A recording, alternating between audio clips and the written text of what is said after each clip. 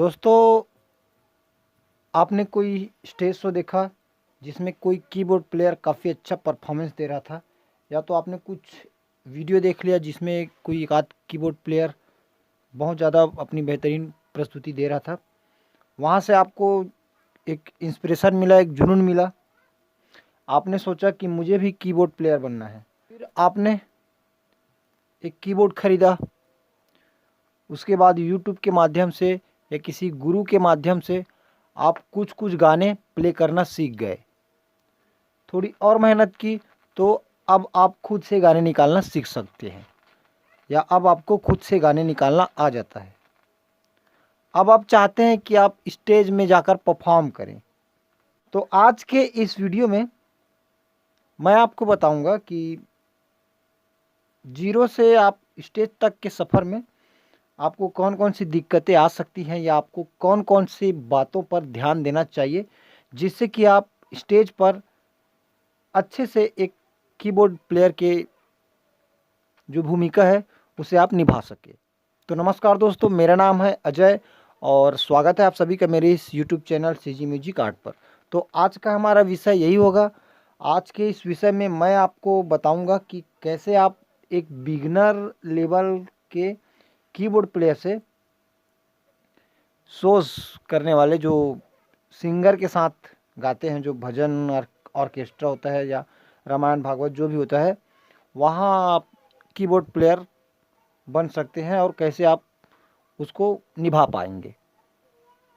तो दोस्तों, सबसे पहले मैंने कहा कि अगर आपको गाना खुद से निकालना आ जाता है तो सबसे पहले बेसिक बात ये होता है कि जब भी आप सोचते हैं कि मुझे कीबोर्ड प्लेयर बनना है, मैं शोज करूँगा या किसी दूसरे के शो में जाऊँगा कीबोर्ड प्ले करने, तो सबसे पहले आपको ये होना चाहिए कि आपको खुद से गाना निकालना आना चाहिए। क्योंकि जब आप किसी दूसरे सिंगर की स्टेज शो में जाएंगे तो आपको उनका ही गाना निकाल कर बजाना पड़ेगा कीबोर्ड में।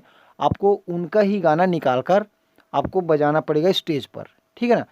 तो ये तो नहीं होगा कि आपने जो प्रैक्टिस किया है सिर्फ वही गाने वो सिंगर गाएगा। हो भी सकता है कि ऐसे वो गा दे, लेकिन ज़्यादातर ऐसा होता है कि सबके अपने खुद के गाने होते हैं। ज़्यादातर सिंगर अपने अपने खुद के गाने बनाए होते हैं और उन्हीं गाने को आपको प्रैक्टिस करके आपको यहाँ से निकालना सीखना होता है। फिर आप उनके साथ स्टेज शो कर सकते हैं। दूसरी बात ये रही, आपको अलग अलग टोन का उपयोग करना आना चाहिए, है ना।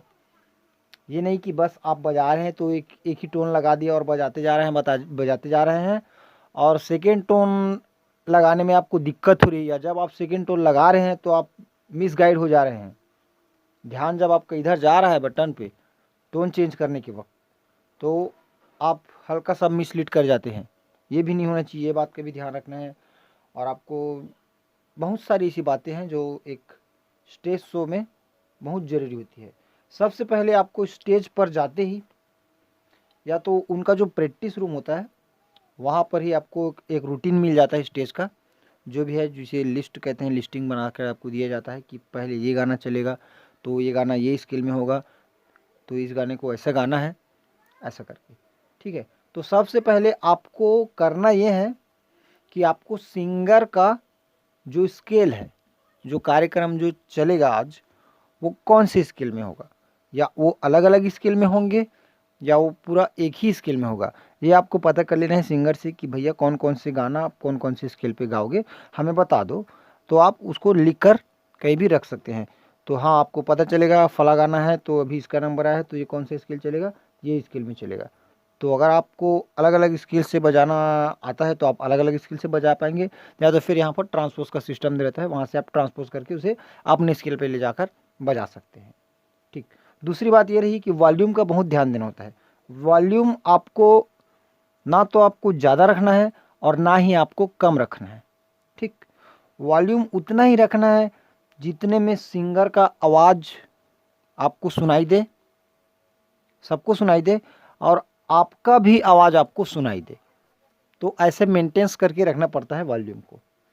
और सबसे पहले कोई भी सबसे बड़ी की चीज़, गाना स्टेज पे जब आप गए तो आपका ये कॉर्ड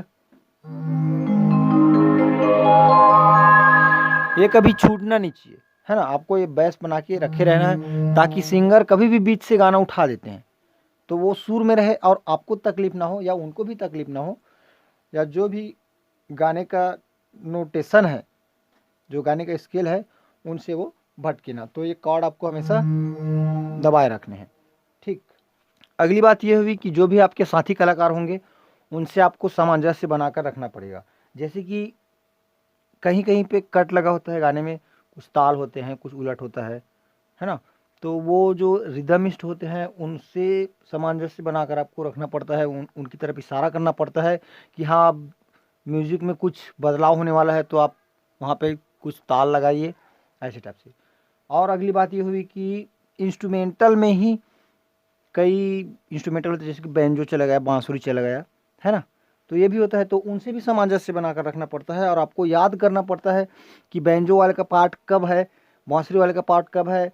और आपको पूरा बीच में सब, हालांकि आपके जब पार्ट आएंगे आर्गन पीस का, जो आर्गन जो भी आप प्ले करेंगे उसमें जो भी पार्ट आपका आएगा उसमें वो लोग नहीं बजाएंगे, लेकिन जब उनका पीस बजेगा तो उसमें आपको भी बजाना पड़ेगा। आपको क्या बजाना पड़ेगा? आपको उसमें कॉर्ड बजाने पड़ेगा। तो सबसे पहले आपको ये भी होना चाहिए कि आपको कॉर्ड के बारे में पूरी जानकारी होनी चाहिए।